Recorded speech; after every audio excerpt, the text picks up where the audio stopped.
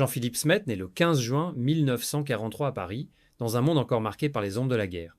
Dès ses premiers jours, la musique semble flotter autour de lui, comme une promesse discrète d'un avenir exceptionnel. Son enfance se déroule entre les rues parisiennes et les coulisses d'un univers artistique qu'il découvre presque par hasard. Sa mère, danseuse, vit entre les tournées, tandis que son père, chanteur belge, est souvent absent. Ce manque forge en lui une force tranquille, une envie de briller pour être vu, entendu et aimé. Petit garçon au regard rêveur, Jean-Philippe observe les vitrines de disques avec fascination. Les sons venus d'Amérique le bouleversent, et dans ces mélodies lointaines, il perçoit un appel, celui du rock and roll, une langue universelle qui transcende la douleur, la solitude et les frontières. Dans les cinémas de quartier, il regarde les films musicaux où les artistes américains font danser la jeunesse, et il imagine qu'un jour, lui aussi fera vibrer les foules avec la même intensité. L'enfant de Paris devient alors un observateur passionné de tout ce qui touche à la scène. Il imite les chanteurs, répète leurs gestes, rêve d'un micro entre les mains. Ses premières années ne sont pas toujours faciles, mais elles lui apprennent la valeur du travail et de la persévérance. Là où d'autres auraient renoncé, Jean-Philippe garde le sourire, porté par une conviction intime. La musique sera sa voix, son refuge, sa maison. Les ruelles parisiennes deviennent pour lui une école de vie.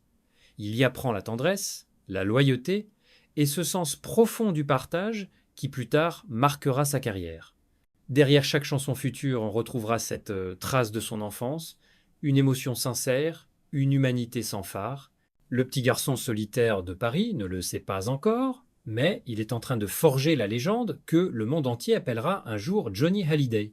C'est dans les années de son adolescence que Jean-Philippe découvre ce qui deviendra le centre de toute sa vie, la musique. Un jour, il entend à la radio la voix d'un jeune chanteur venu d'Amérique, un certain Elvis Presley. Ce moment est une révélation. Le rythme, l'énergie, la liberté de ce son nouveau frappent son cœur avec une intensité qu'il n'avait jamais connue. C'est comme si une porte venait de s'ouvrir sur un monde lumineux et vibrant, où tout devient possible. Dès lors, il se met à écouter, encore et encore, ces chansons venues d'outre-Atlantique. Il ne comprend pas toutes les paroles, mais il ressent profondément leur force. Il observe les mouvements, le style, la façon de vivre et d'être sur scène. Dans son esprit, un rêve grandit, celui d'apporter en France cette même passion, ce même feu. Ce feu, il le porte déjà en lui. Jean-Philippe s'exerce en secret, imitant la voix et les gestes d'Elvis devant un miroir. Mais au lieu de copier, il apprend à comprendre ce que le rock'n'roll signifie, une manière d'exprimer la joie, la révolte, la tendresse et la vie. La musique devient pour lui un langage du cœur, une façon d'exister pleinement. Il commence à jouer de la guitare, d'abord maladroitement, puis avec une assurance grandissante. Les sons qu'il produit résonnent dans les petits appartements parisiens comme des promesses de jours meilleurs. Son entourage remarque sa passion, sa détermination et cette flamme qui ne le quitte jamais.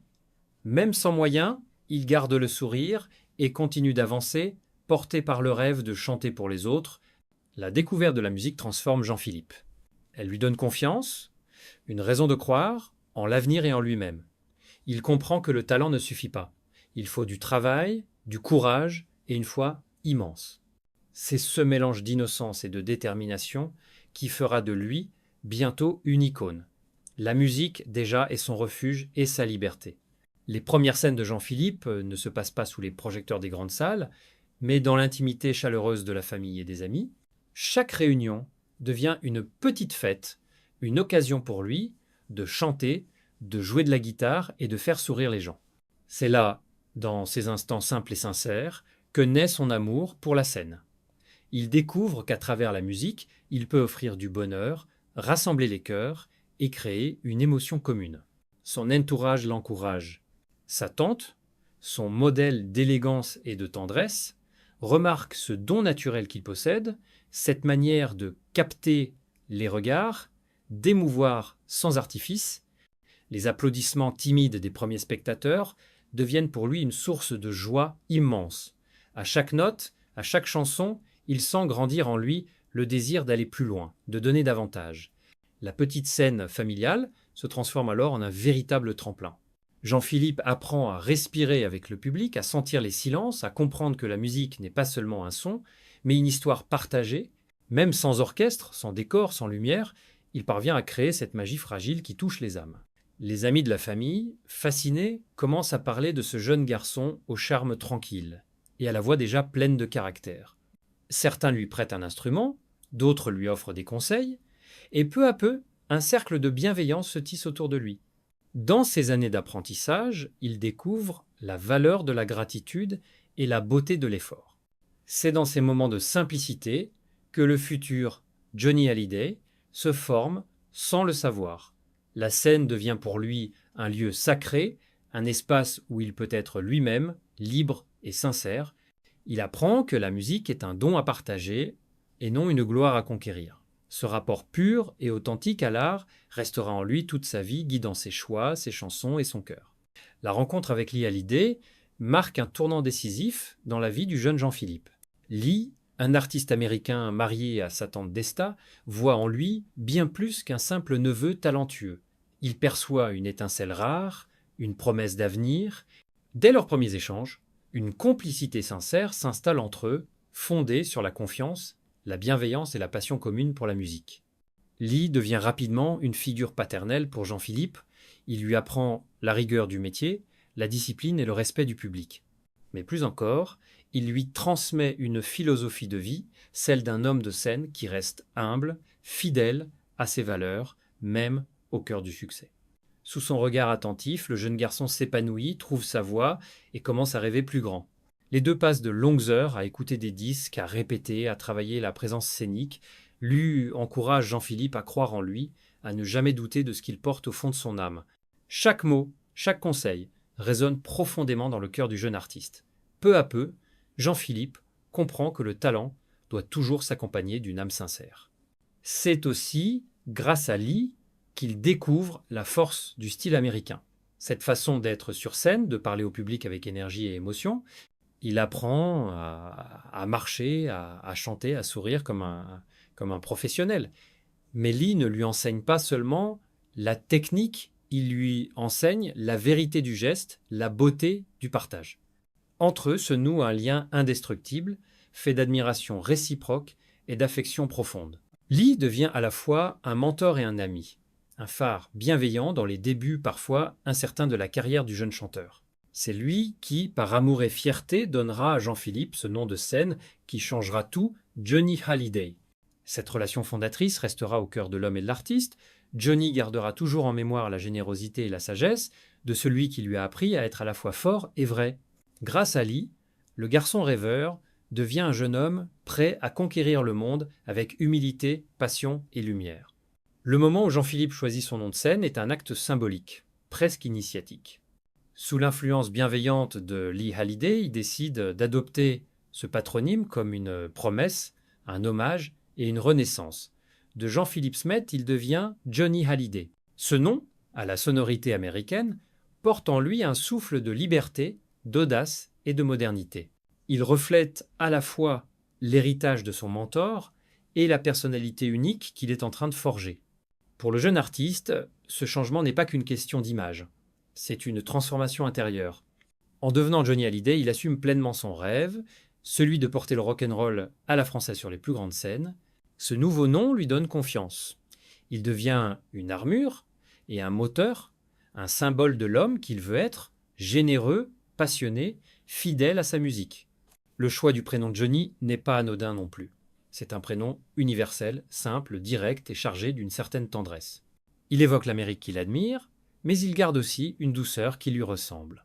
Dans ce mélange subtil, il y a tout Johnny Hallyday, la force et la délicatesse, le feu et le cœur. Autour de lui, ses proches ressentent ce changement. Jean-Philippe n'a plus seulement un rêve, il a désormais une identité artistique forte. Il commence à se présenter ainsi dans les petits clubs, dans les cabarets où il chante ses premières reprises. Chaque fois qu'il prononce « Je suis Johnny Hallyday », un frisson parcourt la salle, comme si le destin lui-même applaudissait ce choix. Ce nom deviendra bientôt un emblème, un cri d'amour pour la musique et pour la vie. Mais à cet instant précis, il est encore celui d'un jeune homme modeste, qui avance pas à pas, guidé par sa passion et par la voix de son cœur. Le monde ne connaît pas encore la légende qui va naître, mais Johnny, lui, le sent déjà. Il vient d'écrire le premier mot de son propre mythe. Les premiers pas vers la gloire de Johnny Hallyday se dessinent avec la douceur et la force des commencements sincères. En 1959, il monte pour la première fois sur de petites scènes parisiennes, souvent devant un public curieux et bienveillant. Sa voix, encore jeune mais déjà pleine de caractère, attire l'attention. Il chante avec une intensité rare, mélange de timidité et d'audace qui touche profondément ceux qui l'écoutent. Très vite, on comprend qu'il possède ce don mystérieux, celui de transmettre l'émotion à travers chaque note. Lee Hallyday, toujours à ses côtés, l'encourage à persévérer. Grâce à ses conseils et à son réseau, Johnny enregistre ses premières maquettes. Il s'investit corps et âme, passant des nuits entières à répéter, à perfectionner sa diction, à trouver son ton. Lorsqu'il décroche enfin un premier contrat avec le label Vogue Records, il réalise que son rêve prend forme. Ce moment, pourtant simple sur le papier, change tout. Johnny Hallyday n'est plus un jeune garçon passionné. Il devient un artiste professionnel. Sa première chanson, T'aimer follement, révèle au public un style nouveau, un rythme frais, une énergie électrique, une voix qui déborde de sincérité. Le public français, jusqu'alors peu habitué au rock'n'roll, découvre en lui une force vive, un souffle venu d'ailleurs. Johnny devient le symbole d'une jeunesse en quête de liberté et d'émotion. Les journaux commencent à parler de lui, les radios diffusent ses chansons, et très vite son nom résonne au-delà des cafés et des clubs. Ce n'est plus seulement une promesse, c'est le début d'une légende. À travers son attitude respectueuse, son regard franc et son sourire éclatant, il incarne une nouvelle génération d'artistes, celle qui veut chanter la vie, la joie, l'amour. Johnny ne se grise pas du succès. Il reste humble, reconnaissant envers ceux qui l'ont aidé. Dans son cœur, il garde l'enfant de Paris, celui qui rêvait devant les disques d'Elvis. Il sait que le chemin sera long, mais il avance avec foi, entouré de musique et d'amitié. Ce premier éclat de gloire n'est qu'un commencement, mais déjà la France entière sent qu'une étoile vient de naître.